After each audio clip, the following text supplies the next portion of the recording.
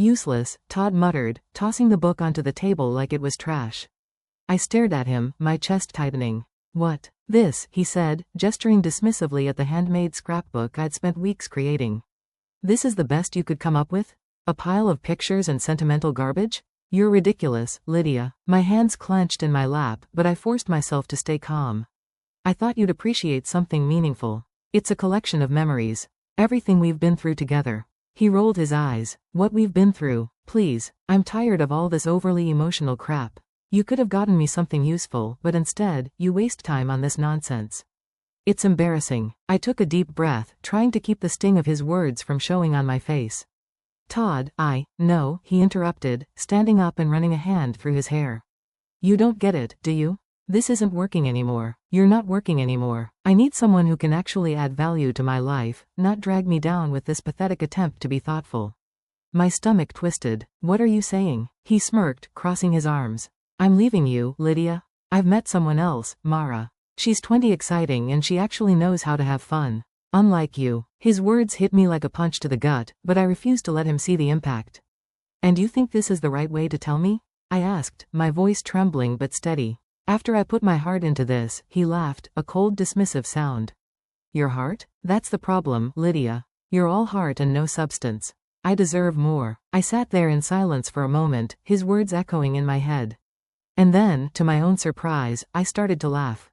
It wasn't a bitter laugh or a forced one. It was genuine, loud, and it cut through the tension in the room like a knife. What's so funny? Todd asked, narrowing his eyes. I stood up still laughing and reached for the book. You don't even know what you're walking away from, I said, flipping to the back page. What are you talking about? He asked, suspicion creeping into his voice. I pulled out the folded deed tucked into the final page and held it up. This, the deed to a vacation house I bought for us. I was going to surprise you tonight, but I guess that's off the table now. His jaw dropped. You bought a vacation house? I smiled sweetly, slipping the deed into my purse. Looks like Mara won't be enjoying that, will she? Todd's face twisted into something between disbelief and panic. For the first time all evening, he was at a loss for words.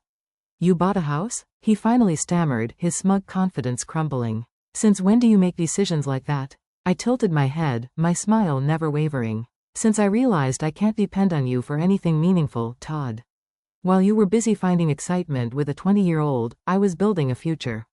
For us. Silly me for thinking we wanted the same things. He opened his mouth to retort, but closed it again, his eyes darting to the book still lying on the table. It was as if he were trying to figure out how this had slipped through his fingers. You're overreacting, he said finally, though his voice lacked conviction. This doesn't change anything. Mara and you? I cut him off, shaking my head.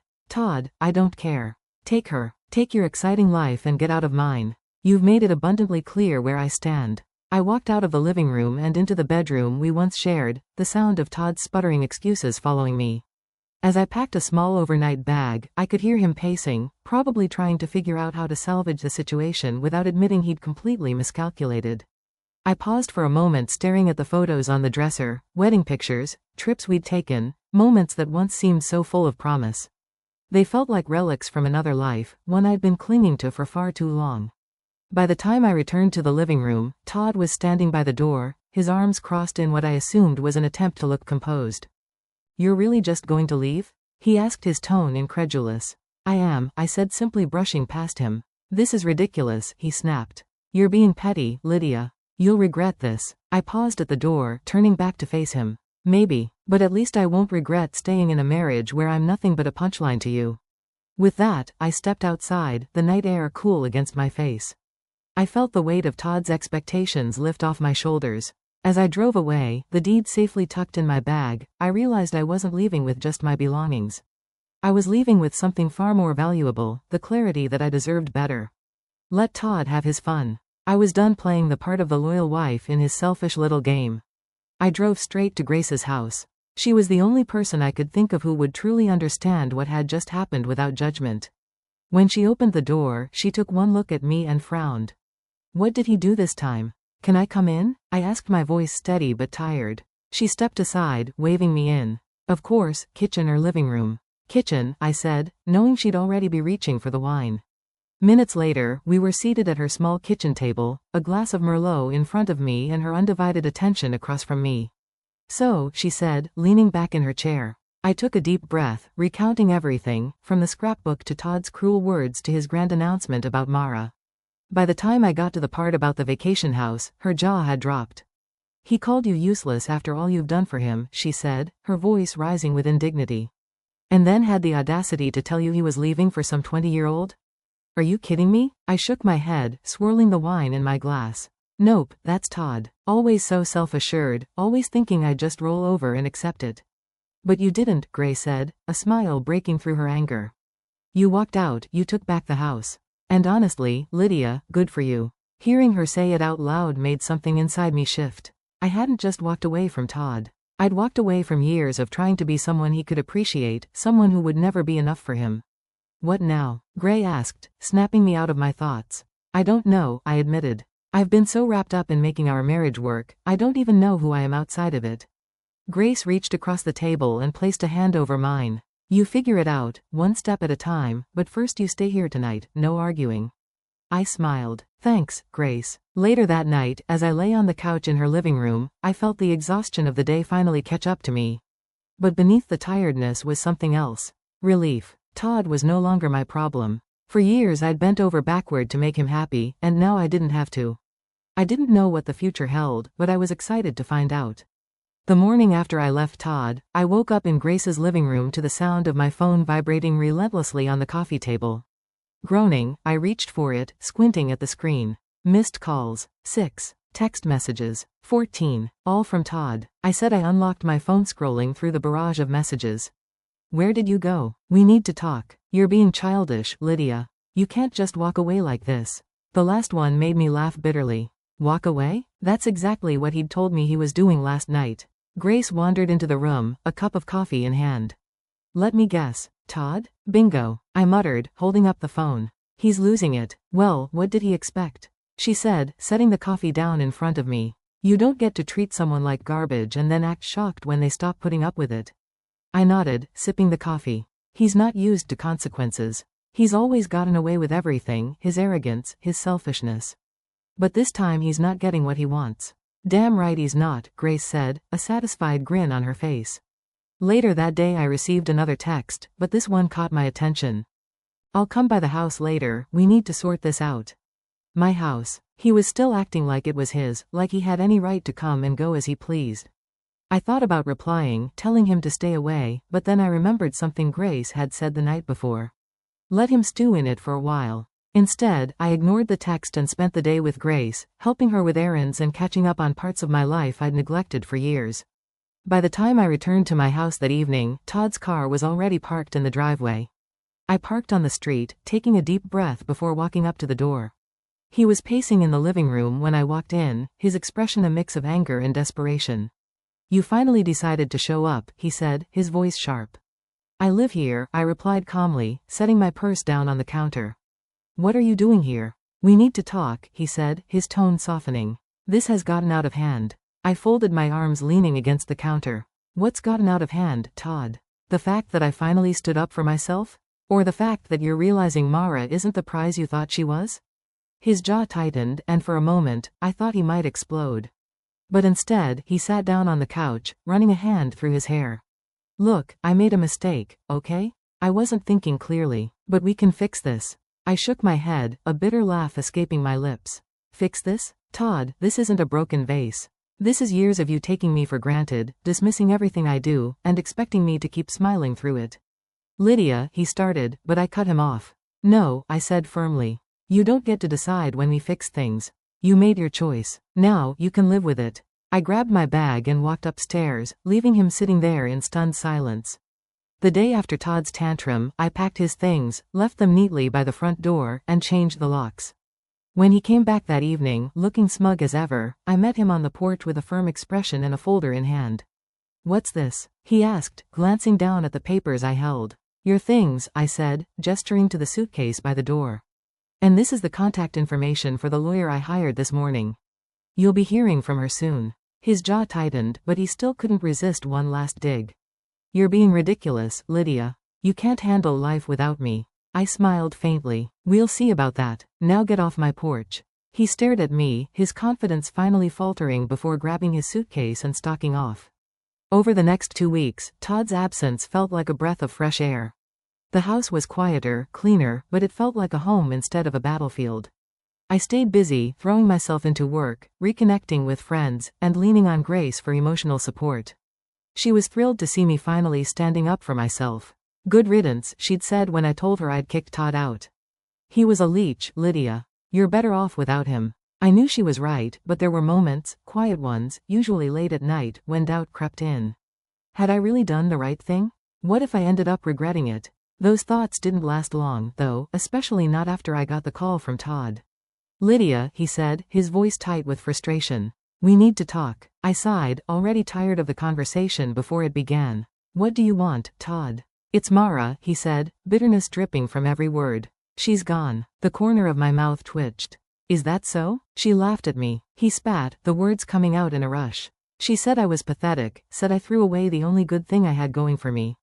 She couldn't believe I let you keep the house. Now I was smiling outright. Ah, the house. I'm sure that stung. She said I was an idiot. He continued, ignoring my sarcasm. A complete loser for losing everything you'd worked for. And then she walked out. It was almost too satisfying to hear. The man who dismissed me, belittled me, and thought he could replace me with someone younger was finally facing the consequences of his actions. And now you're calling me because, I asked, my tone cool? Because I made a mistake, he said, his voice dropping.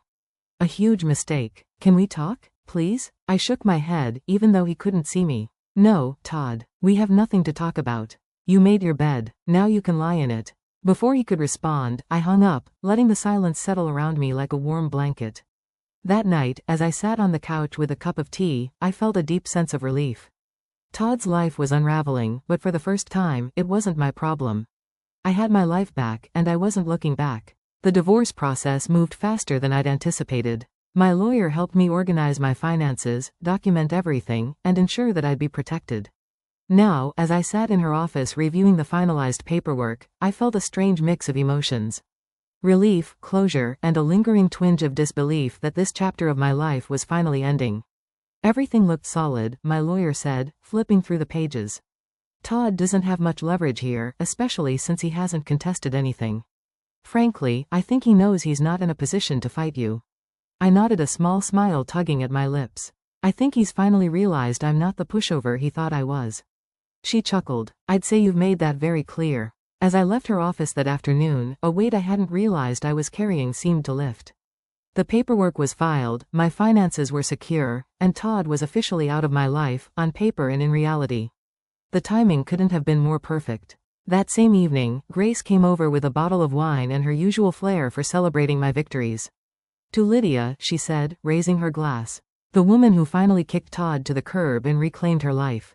I laughed, clinking my glass against hers. To Grace, the friend who never once said, I told you so. Not yet anyway, she teased, taking a sip. As the night went on, we talked about everything. My plans for the future, her latest escapades, and of course Todd's dramatic fall from grace. So, Grace said, leaning back on the couch with a smirk. Do you think he's still crying over Mara? Probably, I replied, grinning. But it's not like he has much else going for him. No wife, no house, no mistress. Honestly, I almost feel bad for him. Almost, Grace said, laughing. That night, after Grace left, I sat alone in the quiet of my home, reflecting on everything that had happened. The old me, the one who bent over backward to keep Todd happy, who worried endlessly about his approval, felt like a distant memory. This new version of myself, the one who could laugh at his downfall and find joy in reclaiming my life, was here to stay. Todd had underestimated me, but I hadn't. I felt like I was exactly where I was meant to be. The weeks after the divorce were a whirlwind of change, but the chaos felt like mine to control. Without Todd's shadow looming over every decision, I found myself rediscovering the pieces of me that had been buried under years of his criticism and demands. It wasn't just about rebuilding, it was about thriving. One of the first things I did was visit the vacation house. For so long, it had been this abstract symbol of hope, a promise of something better for our future. But now it was mine, completely untethered from Todd or his arrogance. When I pulled up to the property, nestled against the backdrop of a serene lake and surrounded by towering pines, I felt a rush of pride. I'd done this. I'd made this dream a reality. Not for Todd, not for us, but for me. Inside the house was everything I'd imagined, cozy but spacious, with large windows that framed the picturesque view. I spent the weekend there alone, unpacking boxes, arranging furniture, and savoring the peace that came with knowing I no longer had to share it with someone who didn't value me. Grace came to visit the following weekend, bringing her usual brand of contagious energy. "This place is amazing," she said, spinning in a slow circle in the living room. "How did you keep this a secret for so long?" "I don't know," I admitted, laughing. "I think I wanted it to be perfect before I shared it with anyone. And honestly, part of me was afraid Todd would ruin it." "Well, it's perfect now," she said, plopping onto the couch.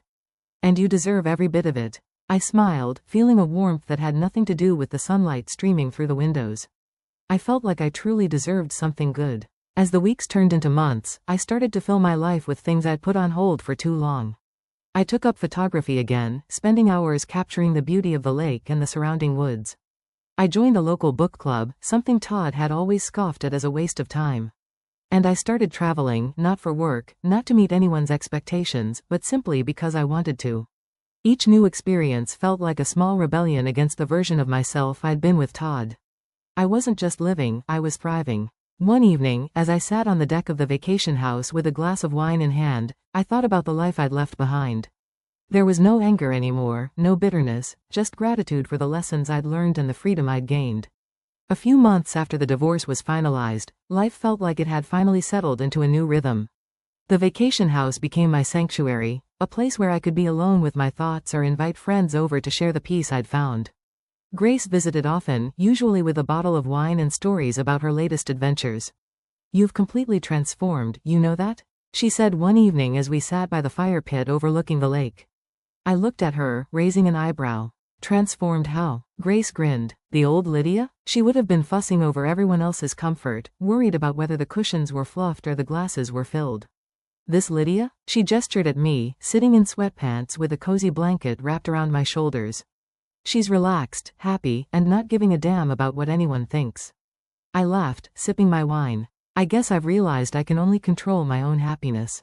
Trying to make Todd happy was like pouring water into a bucket with a hole in it. It was never enough." Those lessons extended beyond the house, too. I started freelancing, something I'd always wanted to do but never pursued, because Todd thought it was too unstable. Now my schedule was my own, and the freedom was exhilarating. One of my clients, a design firm, invited me to lead a workshop for their team. The experience reignited a confidence in me I hadn't felt in years. "Why haven't you started your own business?" the CEO asked after the workshop. The question lingered in my mind long after I left the meeting. Why hadn't I? A few weeks later, I started laying the groundwork for my own consulting firm. It was terrifying, but for the first time, I wasn't holding myself back out of fear of failure. Or worse, Todd's disapproval. Grace cheered me on every step of the way, even helping me come up with a name for the business. "Phoenix Consulting," she suggested, her eyes sparkling with excitement. "Because you've risen from the ashes like the badass you are?" I rolled my eyes, but I couldn't help smiling. "Phoenix Consulting it is." As I poured myself into building the business, I felt a sense of purpose that had been missing for years. Every small win, a new client, a glowing review, a successful project, was a reminder of how far I'd come. And for every win, there was a quiet moment of gratitude. Gratitude for the strength I'd found, for the friends who'd supported me, and for the chance to rebuild my life on my own terms. One evening, as I sat on the deck with my laptop, finalizing plans for a new project, my phone buzzed with a message. It was from Todd. "Can we talk?" I stared at the screen for a moment before deleting the message without replying. Some things were better left in the past. 6 months after I walked away from Todd, I stood on the deck of the vacation house, watching the sun dip below the horizon. The lake shimmered with hues of orange and pink, the kind of view that used to feel like a luxury but now felt like a promise I'd made to myself, and kept. I had built a life I was proud of. Phoenix Consulting was thriving, far beyond what I'd imagined when I started. The freedom to choose my clients, my hours and my projects made me feel alive in ways I hadn't felt in years. Grace visited that evening, as she often did, carrying a box of pastries from a local bakery. "You know, I never thought I'd say this," she said, setting the box on the table, "but I think Todd did you a favor." I laughed, pouring us both a glass of wine. "You're not wrong. If he hadn't been such a jerk, I might still be stuck trying to make him happy." She raised her glass to Todd, the world's most clueless man, for setting you free. We clinked glasses, laughing, but her words stayed with me long after she left. I'd been so focused on moving forward that I hadn't stopped to reflect on just how much had changed. The timid version of myself who constantly sought Todd's approval felt like a stranger now. This new life wasn't just about escaping a bad marriage. It was about rediscovering who I was, what I wanted, and what made me happy. And I felt like I knew the answers. As the stars began to dot the sky, I grabbed a notebook and pen, jotting down ideas for the future. A new marketing strategy for Phoenix Consulting. A list of places I wanted to travel to next. Goals I hadn't dared to dream of until now. Now that later, as I closed the notebook and looked out at the lake, I realized something. I wasn't just free from Todd's expectations. I was free from my own doubts. The ones that had kept me small and scared for so long. A month later, I received an email from one of my new clients.